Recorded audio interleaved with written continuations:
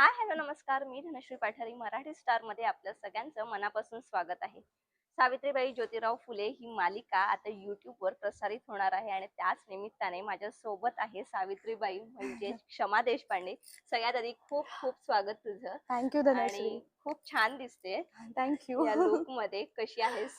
मी मस्त आहे, खूप एक्साइटेड आहे आणि खूप खुश आहे की फायनली आज आमची मालिका प्रसारित होते प्रसारित आणि लोक पाहणार आहेत फायनली. सो खूप एक्साइटेड आहे.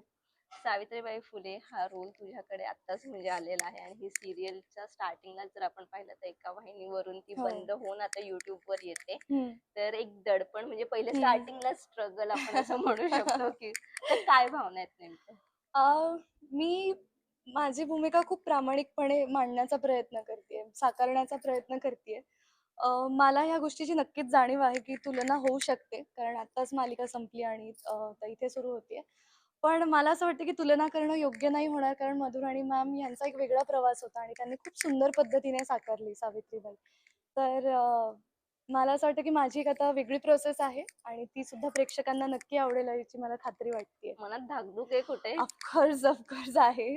पण ते पॉझिटिव्हली टेन्शन आहे थोडंसं, की आपल्याकडून काही चूक होऊ नये साकारताना आणि ते जितकं खरेपणाने मला साकारता येईल तितकं मी प्रयत्न करते. दडपण थोडंसं आहे. एवढा मोठा हा भव्य असा येस. सेट आहे. सावित्रीबाई फुले ही ऐतिहासिक हं. मालिका आहे. त्यामुळे प्रत्येक सीन करताना तेवढाच काळजीने आपल्याला तो करावा लागणार आहे. कारण का हो. एक छोटीशी चूक आपली समोर त्याचं वाईट पड किंवा काहीतरी चुकीचं आपल्या समोरून जाऊ नये याची आपण प्रत्येक जण काळजी घेत असतो. तर किती अभ्यास केलाय ह्या सगळ्याचा आणि किती विचार करून सीन कर.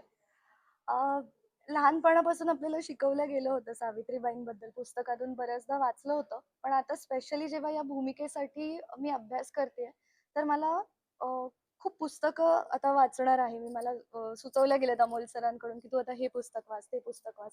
त्यांनी स्वतःहून मला एक पुस्तक दिलंय महात्मा. त्या पुस्तकाचा सध्या मी अभ्यास करतेय. त्या व्यतिरिक्त आत्तापर्यंत ज्यांनी सावित्रीबाईंची भूमिका केली आहे, त्या अभिनेत्रींचे मी पोस्टर्स जास्त पाहतीये.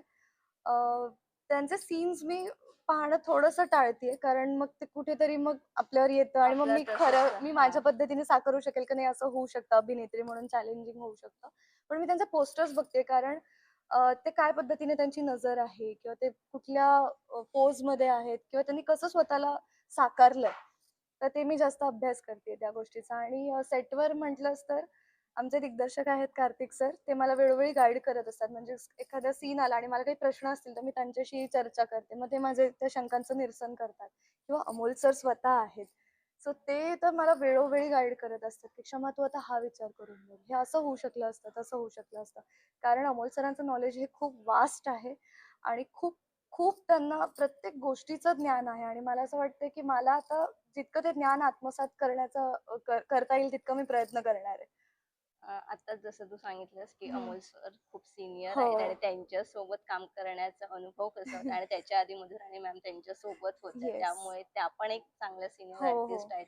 त्यांची केमिस्ट्री आणि आता त्यांच्या जागी तू रिप्लेस येस. होते, तर तुझा कसा एक्सपिरियन्स आहे? ऑफकोर्स अमोल सरांसोबत पहिल्या दिवशी सीन करताना दडपण होतंच मला आणि ते ऑफकोर्स असणार, कारण ते खूप मोठे आर्टिस्ट आहेत, खूप मोठे कलाकार आणि आपण त्यांना खूप वेगवेगळ्या भूमिकांमध्ये आज पाहत आलो, की जे आपल्या मनात रुजलेले आहेत, की त्या भूमिकांमध्ये अमोल सरांशिवाय आपल्याला इतर कोणी दिसत नाही, अशा त्या गाजलेल्या भूमिका आहेत. तर इतकी मोठी व्यक्ती जेव्हा आपल्या समोर असते आणि त्यांच्यासोबत आपल्याला सीन करायचं, तेही सावित्रीबाईंची भूमिका आणि ते स्वतः ज्योतिरावांच्या भूमिकेत आहेत.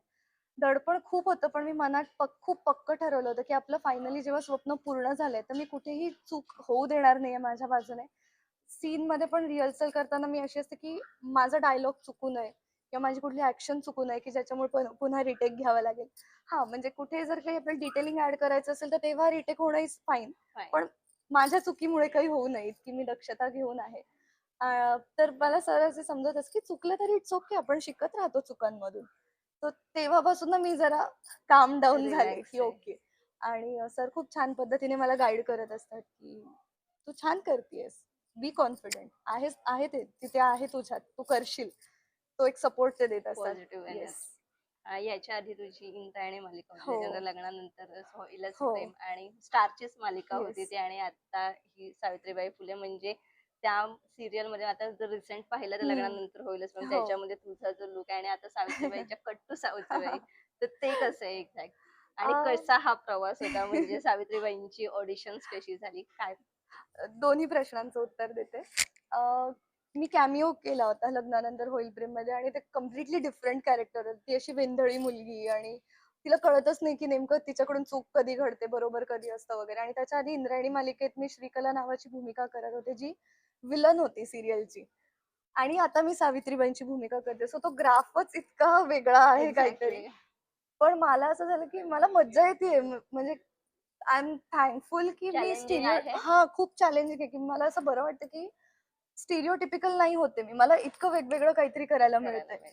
त्यामुळे मला हे चॅलेंजेस खूप आवडतायत आणि एखाद्या कलाकाराला जेव्हा चॅलेंज मिळतं तेव्हाच तो जास्त ग्रो होऊ शकतो ना.